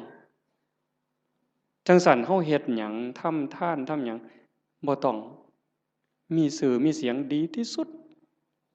ตัวนี้มันสิยกเจ้าขึ้นไปสู่อริยมรรคไปเลยสู่อริยมรรคอริยผลแต่ขันยังยากน้ำสื่อน้ำเสียงอยู่นี่ว้ายว่าออกบุญกฐินเด้อว่าตามสมควรหรือตามกำลังก็แล้วแต่ออกมาออกแล้วไปนั่งอยู่เฮือนเงี่ยงหูหน่อยฟังย่ำไอ้กำนันสิอ่านสื่อกูหนอตอนกำนันอ่านสื่อเจ้าของล่ะไปฆ่าอาบน้ำบ่ได้ยินออกมาแต่อาบน้ำโอ้เศร้าอ่านอีก2 คนเมิดเว้ยบ่มีสื่อกูว่ะไทไหนมาหอดกำนันคือบ่อ่านในข่อยแน่ล่ะเพิ่นว่าตายได้นั่นน่ะขาดทุนโยมสุบินนี่ไปออกวิทยุคือกันแล้วคือบ่มีซื้อข่อยเนี่ยละย้ายเพิ่นสิว่าจักมื้อนึงบ่ได้โยมขาดทุนตอนนั้นเด้อตอนนั้นขาดทุนเฮ็ดแล้วล่ะก็ปล่อยไว้ลองเบิ่งเพิ่นสิอ่านก็เรื่องของเพิ่นบ่อ่านก็เรื่องของเพิ่นแต่กิเลสมันก็มักย่องเด้นี่คันได้ถูกอ่านซื่อจักหน่อยแล้วโอ้ยหน้าใครอึ้งลึงกันรถเข้าเฮือนก็บ่ได้มันคาประตูมันใหญ่หลายฝึกใหม่มันก็สิเป็นเสียดายอยู่ดอกกันเพิ่นย่องแล้วส่งมีแห้งแต่ขันดูเขาเฮ็ดแล้วก็แล้วไปเฮ็ดแล้วก็แล้วไปหน่อยก็ตามร้ายก็ตามเฮ็ดด้วยใจด้วยความศรัทธาจริงๆอุบายของการให้ท่านเป็นอุบายเอาชนะความเห็นแก่ตัวเอาชนะความขี้ทีเท่านั้นเด้เรื่องสวรรค์น่ะเป็นแนวล่อซื่อๆเด้พุทธศาสนาแท้ๆนั่นการให้ท่านเป็นอุบายเอาชนะความขี้ทีเอาชนะความเห็นแก่ตัวขันเฮาสละได้นั่นมันเป็นจาคะขันเฮาอยากได้ซื่ออยากให้เขาย่องอยากมีซื่อติดน้ำนั่นน้ำนี่อันนั่นมันเพียงแค่ให้ทานยายเฮ็ดนั่นเฮ็ดนี่อยากให้เพิ่นย่องอยากให้เพิ่นประกาศติดซื่อไว้ให้คนได้ฮู้ได้เห็นมันก็ดีระดับหนึ่งแต่มันเพียงแค่ให้ทานมันบ่ทันฮอดจาคะนี่สลัดออก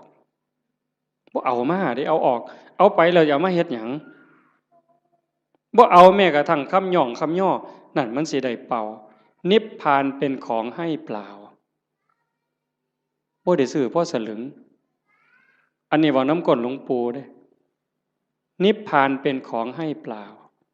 พระอริยเจ้าตั้งแต่โสดาบันสกิทาคานาคาก็เป็นของให้เปล่าบ่ได้ซื้อเพราะสลึงแต่อาศัยการฝึกการฝนการบ่มจิตบ่มใจจังซั่นให้ฝึกมันบ่ทันล่ะยายเคยมีคนไปถามพระพุทธเจ้านี่แล้วว่าแก่แล้วเฒ่าแล้ว120 ปีบ่2เฒ่าอันเคยได้ยินตัว2เฒ่านั้น120 ปีหัวสั่นงอกไปกราบพระพุทธเจ้าโอ้ยตะกี้มั่วประมาทหลายว่าซั่นตอนนี้เฒ่าแล้วจักสิตายมื้อใดเฮ็ดจังไดจังสิได้บุญหลายว่าซั่นมันจังสิได้ทัน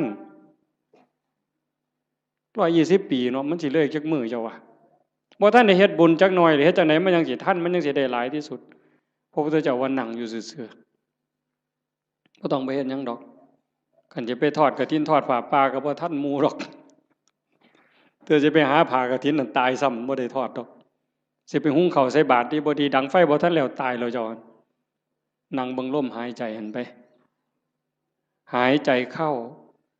หายใจออกเข้าก็ปล่อยออกก็ปล่อยบ่มีผู้ใดเสียดายนี่คือปล่อยว่างจาคะ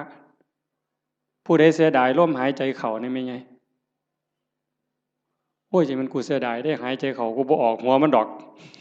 เอาทำแม่กันเสียดายอะไรหายใจเข้ามีแต่เอาอย่างเดียวหายใจเข้าเลยเจ้าบ่ต้องให้มันออกมาดอกเสียดายมันเอาเลยอนุญาตเดี๋ยวเจ้าสิฮู้ว่ามันสิเป็นหยังหายใจเข้ามันก็ต้องออกมาแล้วก็ต้องเข้าคือกันแต่บ่มีผู้ใดเสียดายบ่ติดยึดบ่ผูกยึดบ่ถือมั่นในลมหายใจเข้าหายใจออก การเป็นการอยู่ในชีวิตประจำวันก็คือทำดีนี่ต้องเฮ็ดละชั่วก็ต้องละชั่วทำดีสร้างบุญสร้างกุศลเฮ็ดไปซอยเหลือโลกซอยเหลือสังคมวัดว่าบ้านเมืองชุมชนที่เฮาอยู่เฮ็ดไปเถาะทำดีไปเถาะนั่นคือบุญนั่นคือพลังนั่นคือสมบัติที่สิส่งจิตวิญญาณไปสู่ที่ดีที่งามมีสุคติสวรรค์เป็นต้นแต่คันเฮาฝึกปล่อยฝึกว่างจิตสิโล่งโปร่งเบาใกล้พุทธะเข้าไปเรื่อยๆใกล้พระพุทธเจ้าเข้าไปเรื่อยๆคันเบาเท่าใดแห่งขึ้นสูงเด้จิตเบาจากความยึดมั่นถือมั่นเบาจากความยึดถือความเป็นตัวเป็นตนนั่นไก่พระพุทธเจ้าเพิ่นเว้าเป็นอุปมาว่าประตูพระนิพพานเฮาสิเข้าไปเมืองนิพพานได้จะต้องเฮ็ดโตน้อยๆความรู้สึกว่าเป็นตัวเป็นตนมันต้องน้อยอีหลีน้อยส่ำใดน้อยส่ำเพิ่นว่าผมเส้นหนึ่งนี่ผมเฮานี่เส้นหนึ่งนี่พาออกเป็น8ซีกกลับเมื่อนี่ไม่ออกก็ลองไปพาเบิ่งเด้อพาผมเฮาเส้นหนึ่งให้มันได้8ซีกพาทั้งยาวนี่ให้มันได้8ซีกผม1 ใน 8นะ8ใน1นั่นเส้นเดียวพาเป็น8ซีกเอามาซีกหนึ่งจังแง่เข้าไปในหูประตูพระนิพพานได้ความรู้สึกเป็นโตเป็นตนเป็นกูนี่นะบอกภาษาเฮากูเป็นยามึงตัวกูเป็นแม่มึงตัวกูเป็นแม่เฒ่ามึงตัวให้มันเหลือน้อยซ้ำกับผมเส้นหนึ่งพาเป็น8ซีกจังสิเข้าประตูพระนิพพานไปหาพระพุทธเจ้าได้จังซั่นการทำลายความเห็นแก่ตัวแบบเอาของคนอื่นอันนั้นย้อนโลภย้อนโกรธพานแต่เห็นย้อนคุณงามความดีอยากได้ชื่ออยากได้เสียงต้องถูกย่องต้องถูกย่อต้องถูกประกาศต้องถูกสรรเสริญจังแม่นอันนั้นก็ได้ไปแค่สวรรค์ได้แค่ทานแต่บ่ทันฮอดจาคะคันสลัดออกบ่ต้องมีก็ได้ชื่อบ่ต้องย่องก็ได้แต่ว่าข่อยสำบายใจข่อยได้บูชาพระพุทธเจ้าข่อยก็มีความสุขข่อยก็ได้เป็นสมบัติยิ่งให้ออกไปเท่าใดก็คือกับทมน้ำลายเพิ่นเปรียบจังซี่คือกับทมน้ำลายบ่เสียดายพระเจ้ามหากัปปินะพระเจ้ามหากัปปินะเป็นพระเจ้าแผ่นดินจ้างคนเด้ทุกมื้อจ้างทหารนี่ออกประตูเมือง4ทิศตะเว้นออกตะเว้นตกเหนือใต้เพื่อไปสืบข่าวพระพุทธพระธรรมพระสงฆ์เป็นเวลา40กว่าปีแต่อาตมาจำบ่ผิด40กว่าปีบ่ได้ยินข่าวนี่แต่ก็เสียมื้อละหมื่นเนี่ยจ้างคนบัดมื้อนึงเพิ่นไปประพาสป่าไปชมสวนนี่ล่ะคันแม่นหมอลำก็ได้พระเจ้าแผ่นดินไปชมสวนดอกไม้เห็นพ่อค้ากลุ่มหนึ่งมานั่งพักอยู่ท่าทางคือเมื่อยเพิ่นก็เลยไปถามหมู่เจ้ามาแต่ไสมาจากไสมาจากสาวัตถีคือราชคฤห์นี่แหละมีข่าวดีหยังมาบอกบ่มีหยังดอกเพิ่นว่าฮู้แต่ว่าตอนนี้พระพุทธเจ้าเกิดขึ้นแล้วสลบเลยฟื้นขึ้นมาไหมมีหยังอีกเนี่ยพระธรรมสลบฟื้นขึ้นมาอีก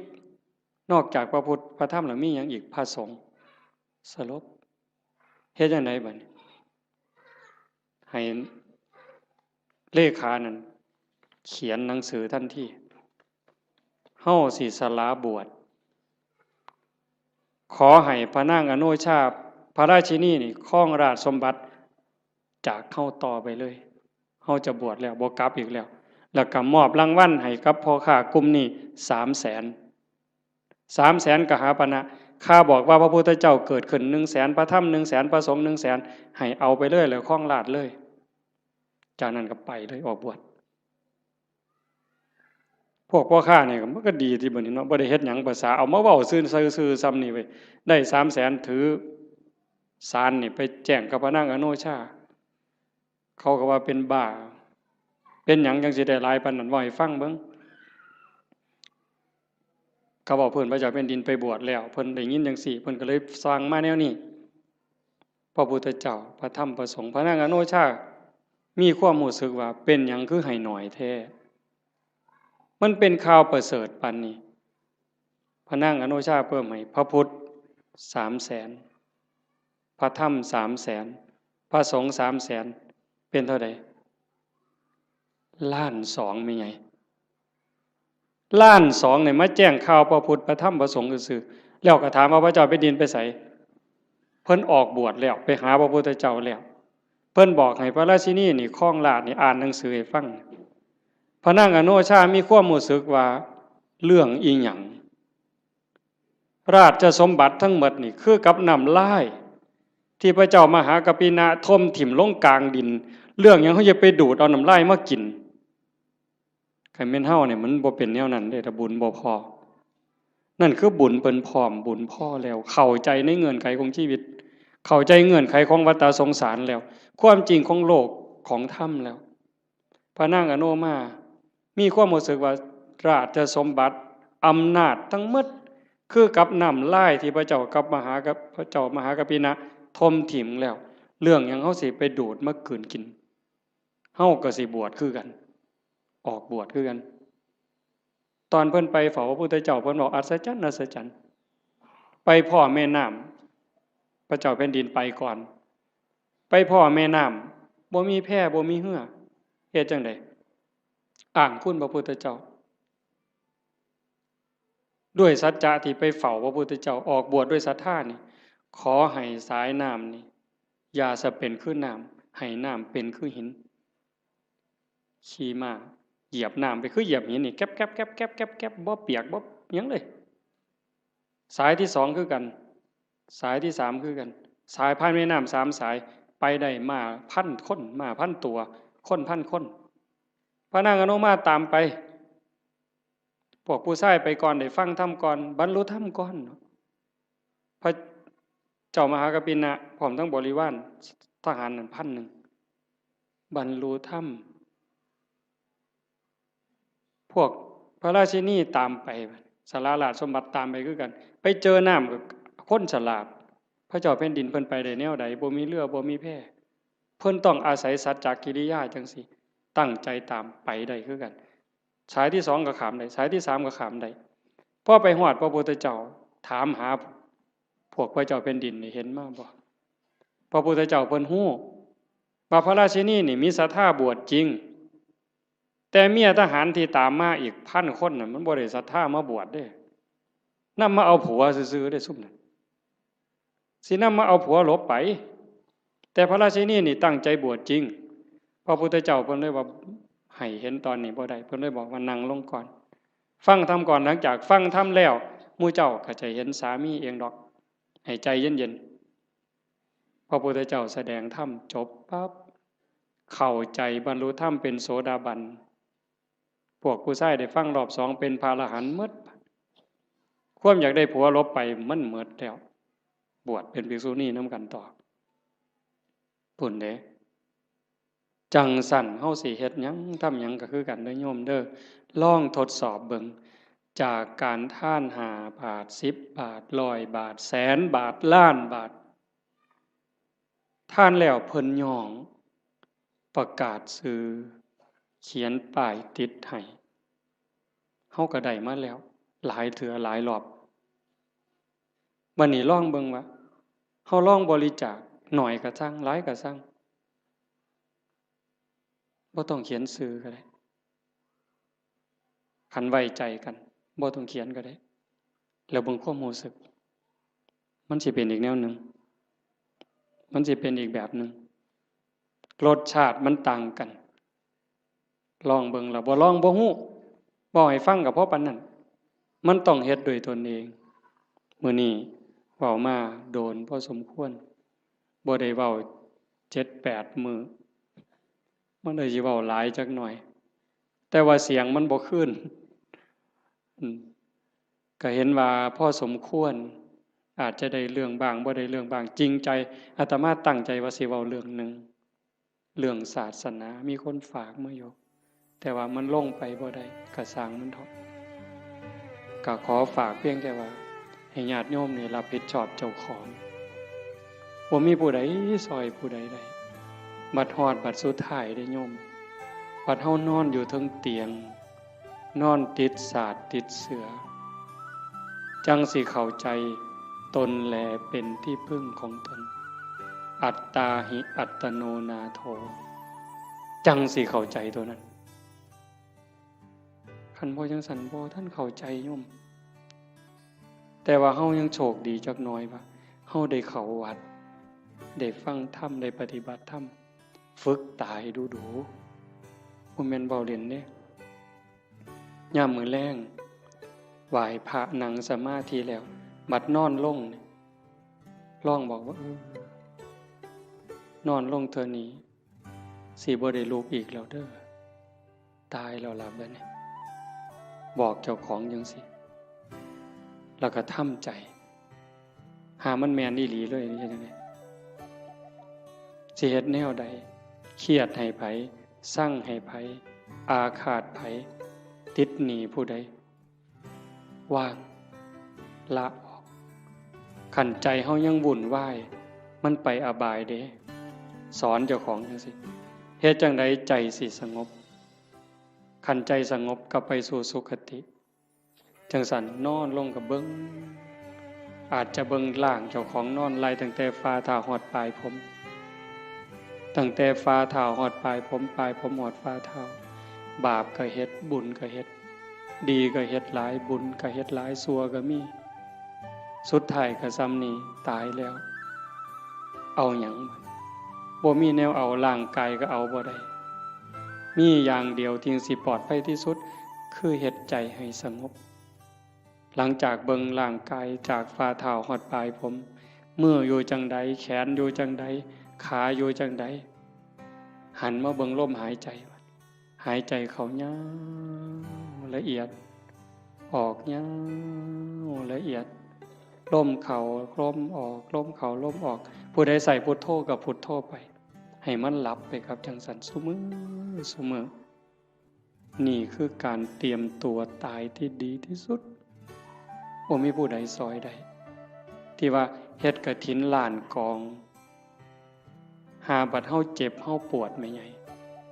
บัดใกล้สิตายมันเจ็บมันปวดทุรนทุรายมันบ่คิดฮอดกฐินนั่นดอกบ่คิดฮอดปิ่นโตบ่คิดฮอดบวชลูกบวชหลานซ้ำดีบ่ดี